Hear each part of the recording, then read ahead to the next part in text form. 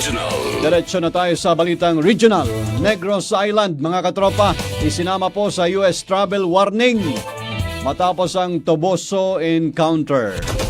Katropa natin sa balita Wendell Balinario na XFM Bacolod. Report. Naglabas ng babala ang US Embassy kaugnay sa seguridad ng kanilang mamamayan matapos maisama ang Negros Island sa mga lugar na dapat iwasan ng mga Amerikanong naglalakbay.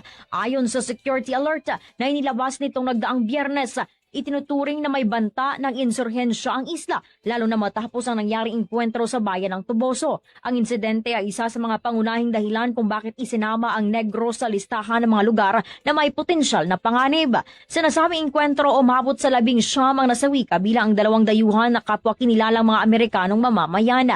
Ayon sa ulat, kasama ang mga ito sa isang grupo ng armadong individual at mga sibilyan na nagtipon sa barangay Salamanca noong Abril 19. Pinuri naman ni Armed Forces Chief of Staff General Romeo Browner ang naging operasyon ng 79th Infantry Battalion. Subalit nagpahayag din siya ng kalungkutan sa naging resulta ng enkwentro, lalo na sa dami ng nasawi at pagkakasangkot ng mga sibilyan. Samantala, nagsagawa rin ng hiwalay na pagkilala ang lokal na pamahalaan ng Toboso sa 79th Infantry Battalion dahil sa kanilang naging aksyon. Kasabay nito, idineklara rin ng bayan ang mga miyembro ng rebelding grupo bilang persona non grata sa kanilang nasasakupan. Patuloy ang paalala ng mga otoridad sa publiko na maging mapagmatsyag at sumunod sa mga inilalabas na abiso para sa kaligtasan ng lahat.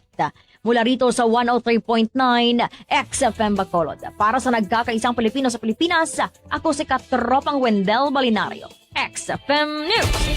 Cellphone Plus Gold, mapalit sa mga butika sa inyong lugar.